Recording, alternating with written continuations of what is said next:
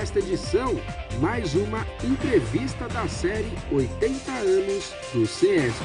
Vamos conversar com Alan Abert, que presidiu o Sindicato dos Engenheiros no estado de São Paulo entre os anos de 1986 e 1989. Já a reportagem da semana apresenta o evento Profissões da Engenharia. Veja agora a sessão no ponto.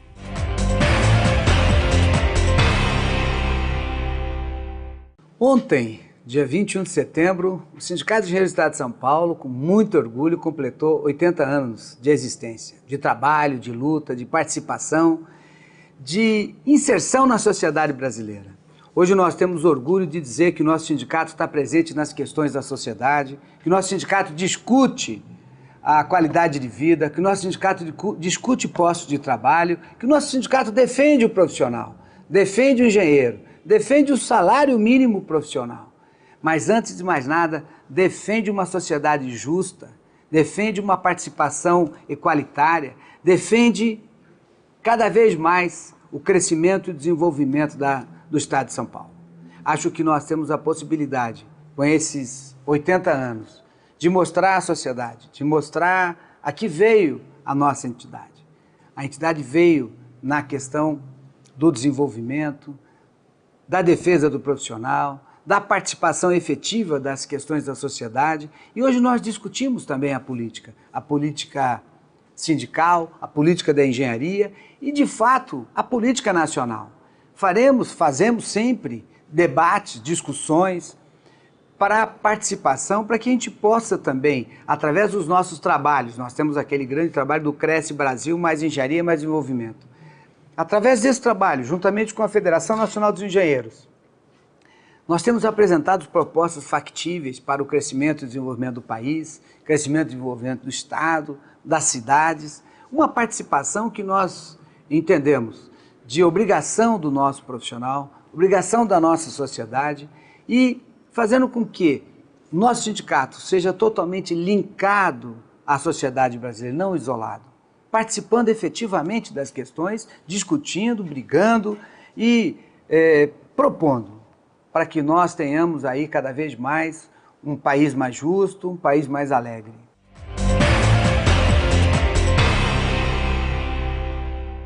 Estamos na entrevista do Jornal do Engenheiro e seguindo com a nossa série especial 80 anos do Sindicato dos Engenheiros no Estado de São Paulo.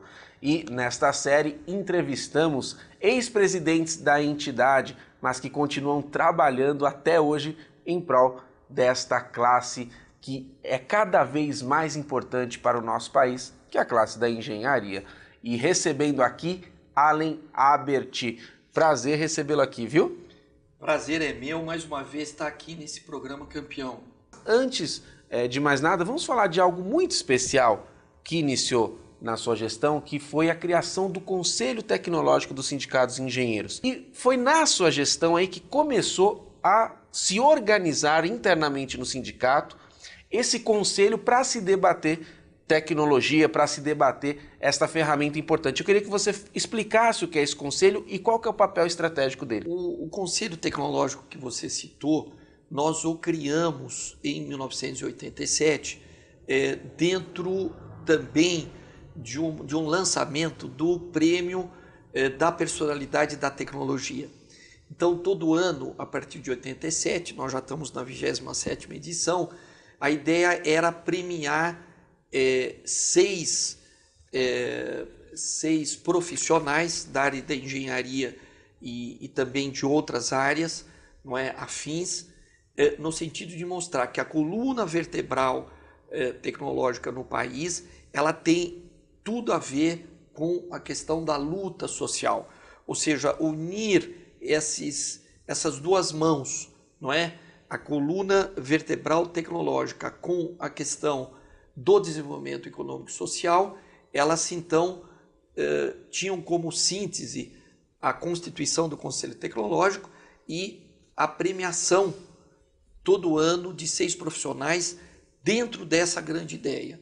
Portanto, nós constituímos diretoria atrás de diretoria, cada uma imprimindo o seu ritmo, a sua dinâmica, a sua marca, específica no prêmio, é que deu a grandeza de que hoje é o principal prêmio de tecnologia do país. Allen, muito se fala, quando se refere ao sindicalismo, que ele faz a defesa do profissional de engenharia, né? E às vezes parece que essa palavra fica só na retórica, fica só no discurso, mas não. Em diversas vezes o sindicato é aquele que de fato preserva a vida do profissional. E teve um caso curioso na sua gestão que eu gostaria que você nos comentasse, que foi quando 3 engenheiros da Petrobras, década de 80, mais precisamente 89, foram alvos aí de um sequestro. E eu queria que você nos comentasse a respeito disso. Isso, em 89, nós tivemos exatamente isso, 3 engenheiros, um da Bahia, outro do Rio de Janeiro, outro de Minas Gerais, engenheiros que foram sequestrados por um grupo guerrilheiro colombiano, o Exército de Libertação Nacional, que era um grupo jovem, constituído lá, não é? Tem as Farc, mas tem outros grupos, era um desses outros grupos, em que, em função da questão da luta pela nacionalização do petróleo colombiano, eles achavam que a Petrobras estava quebrando esse monopólio, portanto, eles agiram sequestrando 3 engenheiros nossos. E eles emitiram uma nota em junho daquele ano, dizendo que não queriam negociar nem com o governo colombiano, nem com o governo brasileiro e também nem com a Braspetro, que é a Petrobras, que era a Petrobras da Colômbia. Mas sim, eles queriam negociar com o movimento sindical brasileiro. E na época eu era o presidente do Sindicato dos Engenheiros e também diretor da Federação Nacional dos Engenheiros. Eu julguei que era necessário eu poder verificar se eu pudesse contribuir para salvar a vida desses 3 companheiros. Então, eu li essa nota na revista Veja, em 89, não é? Era um domingo, e na segunda-feira eu avisei o Ministério das Relações Internacionais, das Relações Externas Brasileiras, que eu estava me dirigindo ao país e divulguei isso aqui no Brasil. Peguei o avião na noite de segunda-feira e na terça de manhã eu estive em Bogotá, em que eu fui recebido pelo superintendente da Braspetro no aeroporto, que disse que tinha visto a entrevista que saiu no Jornal Nacional no dia anterior. Você acabou sendo até entrevistado pelo Jornal Nacional. Sim, porque uma das nossas preocupações era da divulgação a isso, não é? Para que a própria guerrilha pudesse saber que tinha um negociador lá em território colombiano. Então eu tive muita sorte, não é? Porque eu me dirigi à central sindical colombiana, que eu tive oportunidade de discutir com o diretor de Relações Internacionais, que era um ex-senador colombiano de 81 anos, que nos abriu as portas junto à Comissão de Direitos Humanos da Colômbia. A Colômbia vivia um estado de sítio, né? Depois das 10 horas ninguém podia andar nas ruas, e nós conseguimos um contato com a guerrilha, que nos pediu então 3 questões, né? Um avião, a não interferência do governo colombiano, não é? E a não invasão da prefeitura, que os engenheiros iriam ser soltos, não é? Nós negociamos e acertamos isso, não é? Obviamente tem um conjunto de questões que ocorreram. Todo dia eu falava eu dava um report para a TV Cultura, não é? Sobre o andamento das negociações, e a felicidade é que nós tivemos então a possibilidade de, na sexta-feira, ter esses 3 engenheiros libertos, e voltamos com eles no sábado aqui para o Brasil. Então foi uma demonstração de solidariedade que o movimento sindical exerce com permanência e de que é muito importante a nossa atuação na América Latina, porque a América Latina necessita muito de engenharia, muito de ciência, tecnologia e inovação. E eu acredito que o Brasil, que é muito amado e respeitado pelos outros países latino-americanos, tem uma enorme contribuição e a nossa Federação Nacional dos Engenheiros, a nossa confederação, o CNTU, tem um papel muito singular em tudo isso. Perfeito. Allen, também no seu mandato aconteceu algo importantíssimo para a engenharia paulista e que hoje a CNTU, entidade importantíssima da qual nós vamos falar daqui a pouco, defende para que seja estendido para todo o país. Os profissionais aqui conquistaram o direito de terem um tempo para se preparar mais, para estudar mais, para se dedicar aos estudos. Eu queria que você comentasse um pouquinho a respeito disso. Isso, os sindicatos dos engenheiros, a Federação Nacional dos Engenheiros sempre tiveram a visão de que a questão do conhecimento, do saber, está no centro da disputa do nosso presente e do nosso futuro. Ou seja, não tem país inovador e empreendedor se a gente não apostar na questão do conhecimento, na questão da requalificação profissional. Posto isso, os sindicatos dos engenheiros, então, de maneira pioneira, à luz da Convenção 140 e 142, que o Brasil é signatário da OIT, da Organização Internacional do Trabalho, e que o Congresso Nacional ele aprovou, não é? Nós conquistamos, é a primeira entidade sindical do país, dentre todas as 15 mil entidades existentes, nós conquistamos o direito de termos 12 dias por ano, ou seja, um dia por mês, 96 horas, isso é 5% das horas trabalhadas úteis, não é pouco, um dia por mês, para que o profissional possa se requalificar. Então foi um marco muito importante, não é? Que passados 25 anos, nós estamos trabalhando para que essa conquista aqui no estado de São Paulo possa ser estendida a todos os 12 milhões de profissionais de nível universitário no país.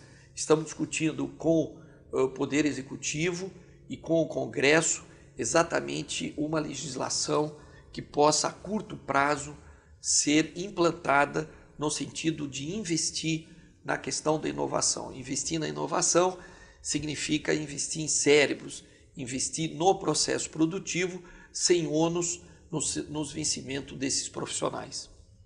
Avançando nesse assunto, vamos falar um pouquinho mais da CNTU. Hoje você atua como diretor de articulação nacional dessa entidade. Hoje essa entidade promove eventos que defendem a educação continuada, defendem o preparo, e ela veio suprir uma necessidade, Allen, de atender às demandas dos profissionais liberais com formação superior. Queria que você um pouquinho falasse da CNTU. Os 12 milhões de profissionais universitários que têm diploma são uma conquista do povo brasileiro, é uma conquista da nação. Nós queremos dobrar esse número, mas nós acreditamos que 12% da população economicamente ativa é uma coluna vertebral decisiva para o nosso desenvolvimento. Então, a CNTU, que há 8 anos foi criada, é uma confederação que reúne 100 entidades sindicais de economistas, engenheiros, farmacêuticos, nutricionistas, odontologistas e médicos.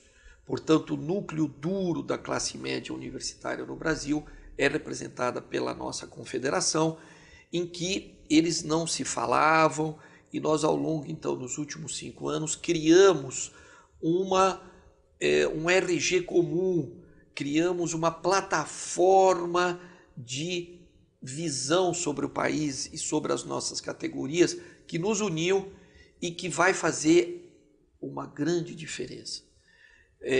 Nós formulamos agora, no mês passado, 50 propostas para as eleições de 2014.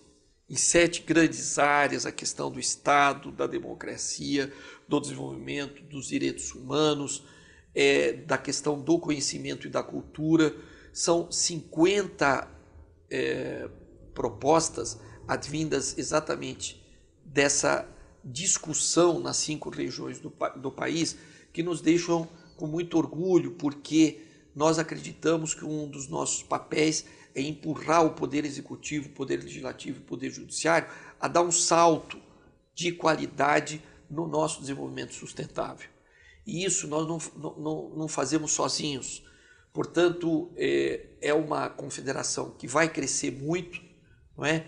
E que nós estamos a serviço não só das nossas categorias, mas principalmente do país. Instantes finais da nossa entrevista, eu quero agradecer a presença de Allen Abert, que sempre tem boas histórias para nos contar a respeito da história da engenharia organizada. Mas quero deixar a câmera aberta para suas considerações finais, viu? Não, são os 80 anos, não é? O nosso aniversário agora esse ano, dia 21 de setembro, nos anima muito a pensar nos próximos anos, e a gente conclama, convida, anima todos os profissionais, engenheiros e não engenheiros, a cerrar a fileira conosco, no sentido da gente poder melhorar a qualidade de vida dos nossos profissionais, da nossa população. Esse país é um país excepcional, é um país ímpar no planeta, é o país que tem a maior biodiversidade, que tem a maior quantidade de água, que tem um subsolo invejável, mas principalmente constituiu um povo com grande diversidade e com uma tolerância e um diálogo interno inédito nas outras democracias. Nós temos uma democracia pujante, com 143 milhões de eleitores, é o 3º colégio eleitoral do mundo, e cada 2 anos nós vamos às urnas, nós acertamos, erramos, vamos corrigir, mas esse vigor, não é, nos dá a certeza que nós entramos definitivamente num processo civilizatório, democrático e irreversível no Brasil. Fique conosco e acompanhe mais assuntos a respeito da engenharia, da inovação, do desenvolvimento e, claro, da história do engenheiro no Brasil.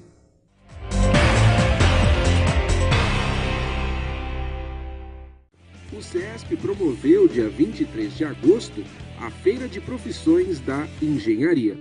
O objetivo foi apresentar um raio-x de cursos de engenharia existentes no Brasil. O Sindicato de Engenheiros decidiu realizar essa Feira de Profissões de Engenharia com o objetivo de fazer um vínculo com o ensino médio e motivar o jovem a cursar engenharia. O Brasil tem um déficit muito alto de engenharias. Ele tem apenas 6% do nosso alunado, que está num curso superior, está cursando engenharia. É muito pouco comparado com o resto do mundo. Uma forma de motivar talvez seja trazer informações do quais são as engenharias que existem e trazer esse diálogo, essa conversa para esse ambiente desse jovem de 17 anos. O evento contou com representantes de instituições do ensino superior, que ofereceram palestras temáticas ao público. Na nossa função educadora, né, nós temos uma função de engenheiros, mas nós temos uma função de educadores, né, e de educação em engenharia. E essa educação é que a gente começa a criar a partir desse contato. Então, nesse contato, a gente responde às dúvidas, tenta abarcar o maior número de possibilidades, tanto da parte de educação como da parte de atuação no mercado, mostrando para eles a diversidade que a engenharia fornece, né, que é uma diversidade muito grande, né, e que pode ser uma carreira muito importante. E o sinônimo de evolução de um país é exatamente o sinônimo, a qualidade da engenharia que ele possui. A engenharia mecânica é uma das engenharias mais amplas que existem dentro dos campos das engenharias. Foi uma das primeiras que foram criadas com o aparecimento após a Revolução Industrial.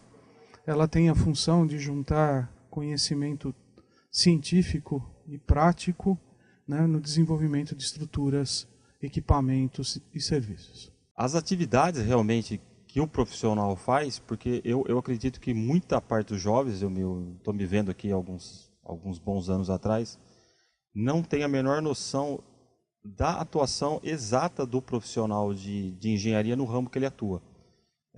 No meu caso em particular, engenheiro de alimentos. Tem muita confusão em relação às outras áreas que não tem absolutamente nada a ver com engenharia, como é o caso do curso de farmácia, curso de nutrição, curso de gastronomia.